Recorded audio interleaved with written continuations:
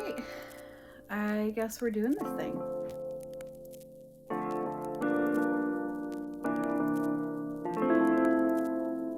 Hello, my name is Kristen, and yeah, welcome back to my channel. It's a working title. It's been a very long time since I have done a video or anything. I have been busy with life, and this channel kind of fell to the wayside, but I'm hoping to be able to start posting again, maybe once a month to start, and just kind of go from there. This video is going to be a bit of a deviation from what I normally do. Normally I am planty person. I still am, as you can see, but I have rekindled a hobby that I really want to connect with people on, and that is reading. Reading was a really big part of my childhood.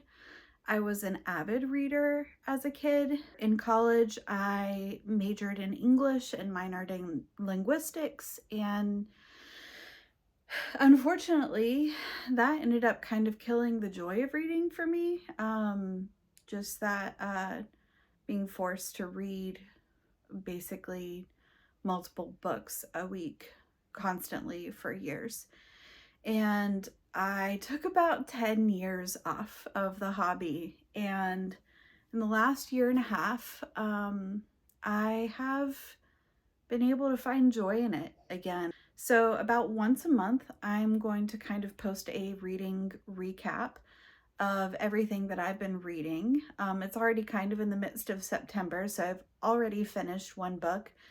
And I am also a bit of a mood reader, which means I usually have multiple books going at one time. So I'm gonna go over all those real quick. The first book I have read this month is Apprentice to the Villain. I read Assistant to the Villain back in August, and I loved it. It is witty and funny and very tongue-in-cheek, and the writing is fast-paced, but not so fast that you're trying to keep up. You're not ever bored with this book. It's very lighthearted. I got very Princess Bride vibes from this, so if you enjoy that kind of humor, then you're going to enjoy this book. I loved it. It is not reinventing the wheel here. You're not going to get anything crazy groundbreaking. I feel like what it does so well. So I highly recommend this book. Please pick it up, give it a try. Let me know what you think. All right, my next book is a bit of a deviation in genre. It is Slewfoot by Brom. I love this. It is deliciously dark. It feels very much like wading into a dark fairy tale. Probably my first genuine horror novel. I've read a lot of gothic and dark literature prior to this, and I thought that was kind of horror. It is not. This is horror, and I've loved it, but because it is so dark, I'm finding that I need to cut it and take breaks with something a little lighter. And what I am reading in companion with this is When a Moon Hatched. How far am I into this? 83 pages, chapter 11. I'm in chapter 11 of this. I really like it. It is extensive with the world building, and I like that so far. I have not read a novel this thick in years. I don't normally annotate in my books. I don't know if you can see that, but I have a couple of tabs. But every once in a while, I will pick up a book that says things so impactful that I know I'm going to want to go back to that. And this book, in the prologue, did that. So on the first page, when it is discussing the lore, it's talking about one of the gods that was a part of the world building, and no one can see him. It says, desperate to be noticed, it was he who offered an empty canvas for others to fill. That hit me. If you've ever experienced true loneliness, you know that feeling, that you would be willing to offer yourself up to have any sort of companionship. I just found that really beautiful. And then on page 3, Salus, Calus, bound to the mournful solitude, Salus watch this, all jealous of the other creators for their ability to be seen, touched, or heard, but thankful to be a part of something. It's just beautiful. And I've highlighted other things, but I don't want to get into spoiler territory. So I will keep you updated on all of that.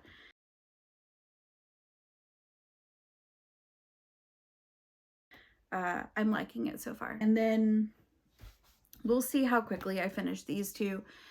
I have another one that I have already started. I'm a part of a book club with my friends, and we have chosen to do the book Dangerous Assassin by Elizabeth Wheatley. And but it doesn't need to be finished until October 17th.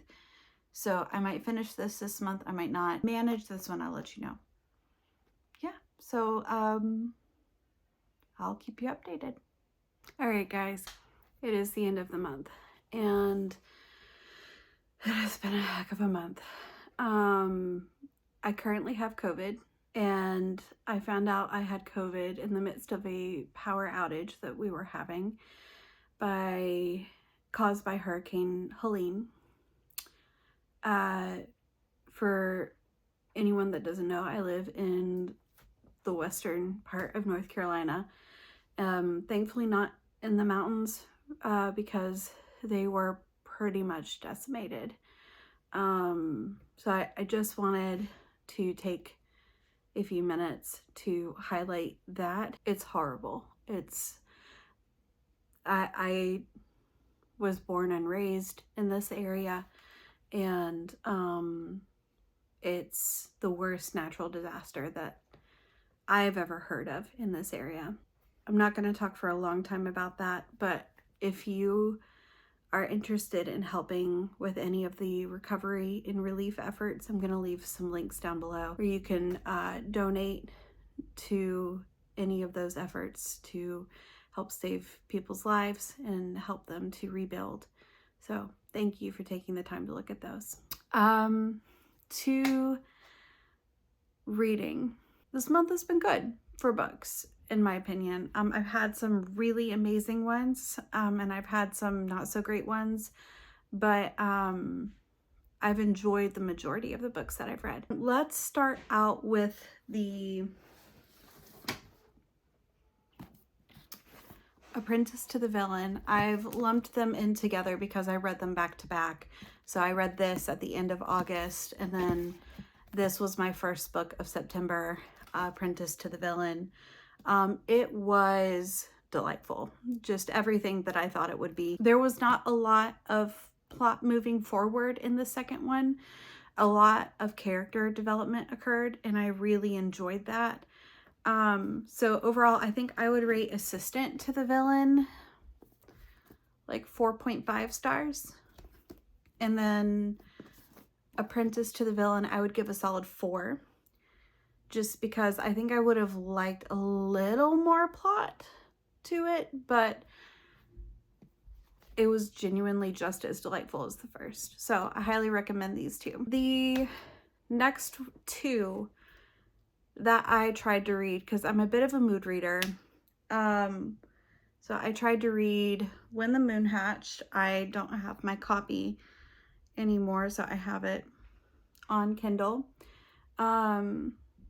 I tried to read When the Moon Hatched, and I tried to read Slewfoot at the same time. I got about 258 pages into When the Moon Hatched, And I put it down for the evening and stepped away from it. And I started asking myself, what am I reading? And I realized I was pushing through. I was really pushing myself to get through the plot. I didn't like the characters. I was just not having a good time. And this was 258 pages into this book. And I think it has over 600 pages. And I asked myself, if I'm not enjoying it, why am I making myself read it? Because 258 pages is a whole book to some people. To me sometimes. I asked myself if I wanted to even pick it back up. And that answer was no. There is absolutely no judgment for someone that loves this book. The writing was not bad. The world building was really good. I really didn't like the characters. And if after 258 pages, I have not fallen in love with one of the characters, I'm probably not going to finish it. And they don't have to be perfect characters. I love a really good flawed character. But I couldn't get into any of them. So I put that one down and decided just to finish Slewfoot, which I did. And oh my goodness, was this amazing. This was my first real horror novel. I've read a lot of Gothic, but I've never read actual horror. And Brom he made me so attached to these characters. People die in this book. It's no surprise, it's a horror novel. But the first death happened a few chapters in, and he only had a few chapters to make me fall in love with a character. And I legitimately cried when that character died.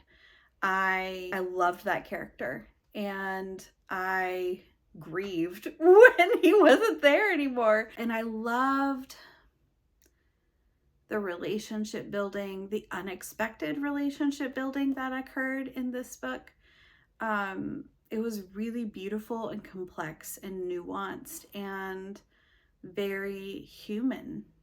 And I really loved that. I felt like he dealt with trauma in a really beautiful way and anger in a really beautiful way. Yeah, Brom, I was really pleased with this.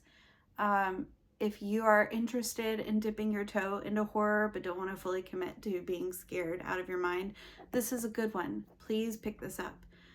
There's also beautiful artwork halfway through. I'm not going to show it to you fully, hang on. But you can kind of catch tidbits of it. Beautiful artwork by Brom himself. And I wish I could frame it and put it on my walls. Like, it's just stunning. Please read this book.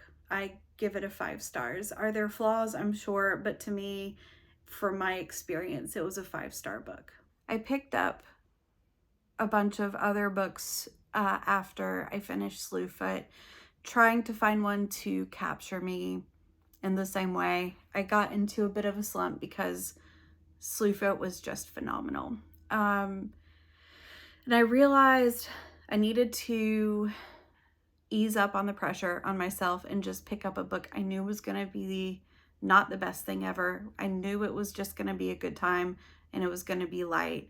And so I picked up My Roommate is a Vampire by Jenna Levine. And this was everything I needed it to be and more. I found it really fun. It's just about this girl who is trying to get a job as an art teacher, and she's having trouble paying her bills, and she finds an ad for an apartment for around $200 something a month, and she ends up renting this apartment and having a vampire roommate, but she doesn't know that. So and it just follows them as they get to know each other. When it comes to romance novels, I hate third act breakups. There was no third act breakup here, and I was really pleased about that. It was pretty low stakes overall. Even the action at the end was pretty low stakes. The spice was not as spicy as what Book Talk led me to believe, which I was pleased about, because sometimes I feel like plot is sacrificed for spice. That is not the case in this book, and I really appreciated that. It was just sweet. It was surprisingly sweet. So if you're looking for a very light, sweet fall read, My Roommate is a Vampire, pick it up. So those are all the September books that I finished. Well, except for When the Moon Hatched. I'm very curious to hear what you guys read in September. If you feel like you have similar opinions to me, or if you have different opinions to me, please share them. Yeah, I'm hoping to get another video out at the end of October sharing my October wrap up. One you guys already know about. I'll be reading Dangerous Assassin, and I'll be giving that an honest review. There's a few other ones I'm trying to decide which ones to read, but I look forward to having that conversation with you. Thank you for joining me, and I hope to see you back on my channel. Bye.